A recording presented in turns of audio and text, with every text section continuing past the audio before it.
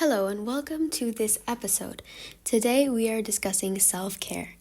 Nowadays this is such a widely discussed topic, and online you can find so many different, sometimes conflicting opinions on the subject. So let's start by getting clear on the definition. I believe true self-care is found not in the expensive products and material things. It's really about introspection, tuning into what you need and providing it for yourself. It's taking time to enjoy your own solitude, whether that's through daily rituals, walks, or solo dates. Self-care is noticing what you struggle with, learning about how to support yourself through those struggles. It's embracing all the versions of yourself, your higher self in the future, but also the cringy, awkward past selves, and realizing that all your imperfections are what make you complete.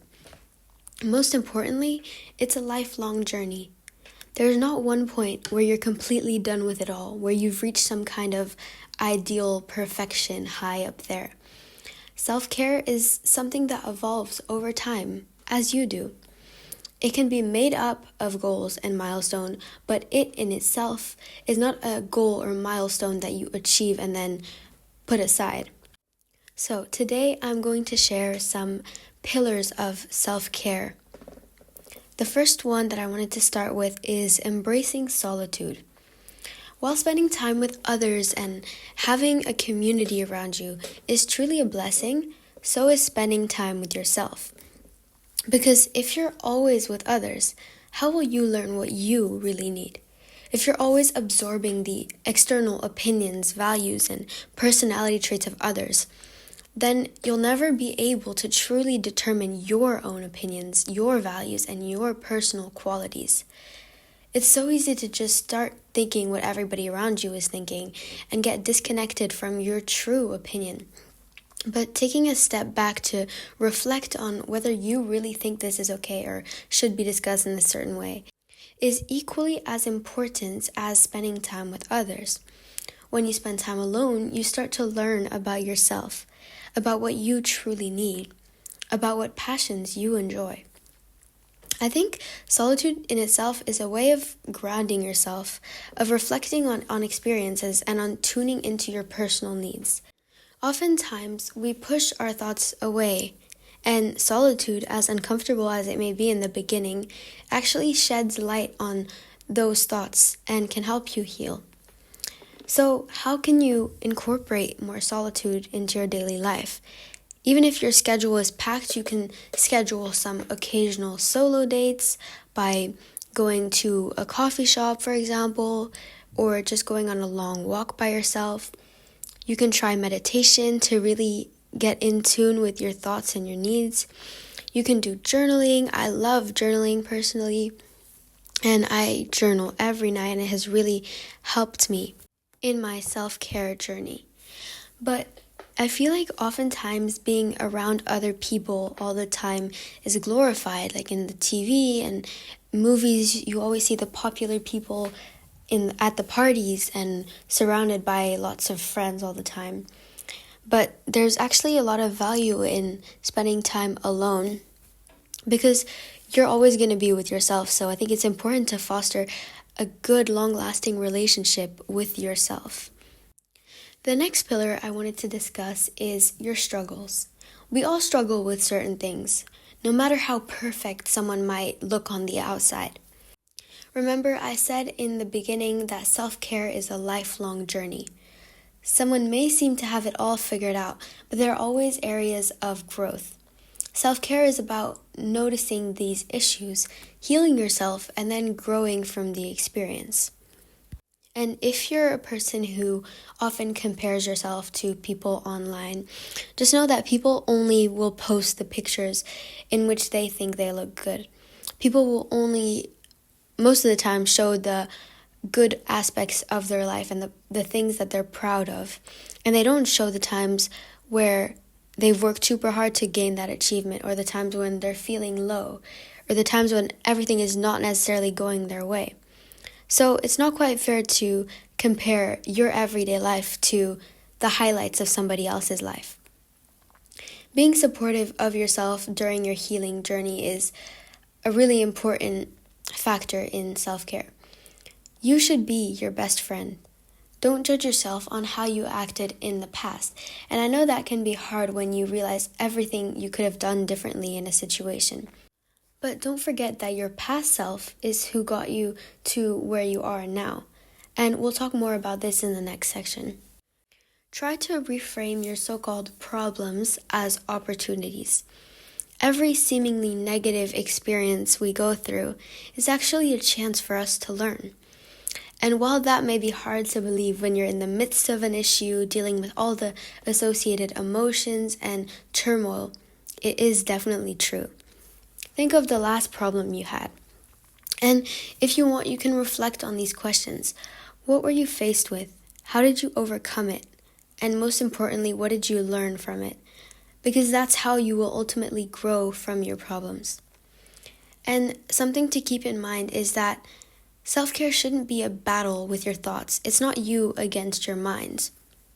When you're having uncomfortable thoughts, when you're overthinking or judging or comparing, don't fight your thoughts. Don't resist them or do something that seems unnatural. Instead, observe them and try to notice why you're thinking that way and how you can help yourself through that. And meditation is really helpful for this because it allows you to just sit there with your thoughts and discover parts of you that you maybe never knew existed. The third pillar of self-care is embracing all the versions of yourself. This includes your higher self, which is really often talked about, and this represents your future self, your dream self, your ideal self, and it symbolizes where you want to go, the final destination, the person that has achieved everything. And while your higher self can be used as a model and a goal, realize that nobody is perfect and that you will never be able to have it all figured out, have achieved everything, be happy every single day. Also, it's important to recognize your past selves. It is easier to just put that behind you and just focus on the future, but you should also recognize how far you've come, and all the versions of you in the past are the ones that brought you to the place where you are now, the place where you have the motivation to improve, the place where you clicked on this episode to learn. And when this episode ends, you will take the first steps to start your self-care journey.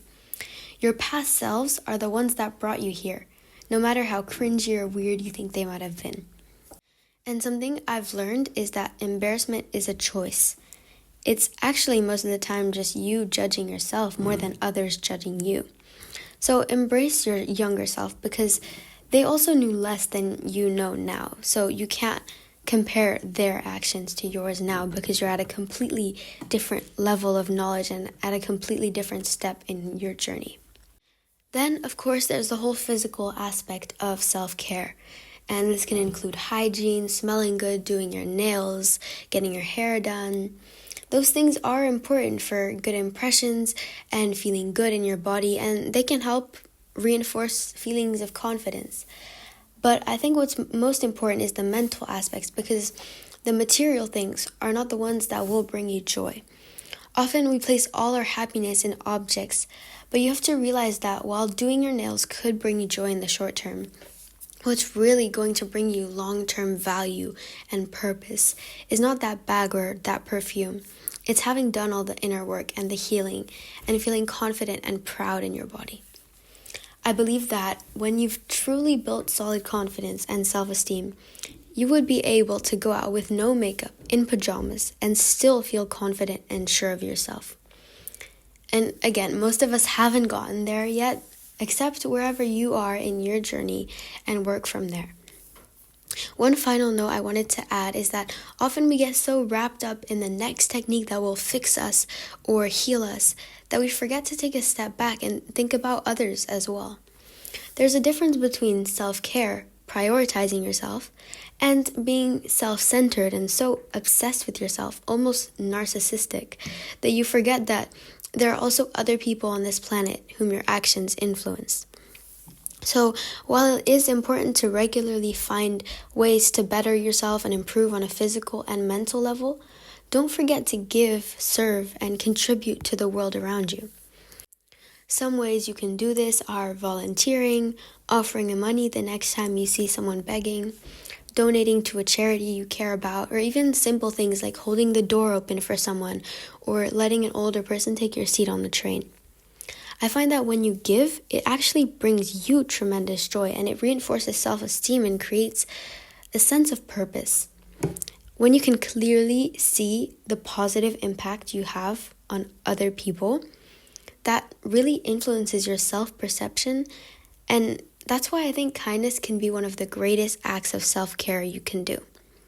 And when you're doing all this self-care and inner work, it can be really helpful to set clear goals for yourself for clarity, and so you know in which direction you're going. Because often it can seem so overwhelming. So if you separate your big goals into small, clear daily steps, that can be really helpful. For me personally, a goal that I have right now that I'm working towards is growing this podcast to reach more young women and help them achieve their goals, become more productive, and level up their health. I want to share the knowledge that I've learned with other people so they can benefit from it. So if you could help me achieve that goal by leaving a rating, a comment, or sharing this episode with somebody, I would really appreciate it on this end.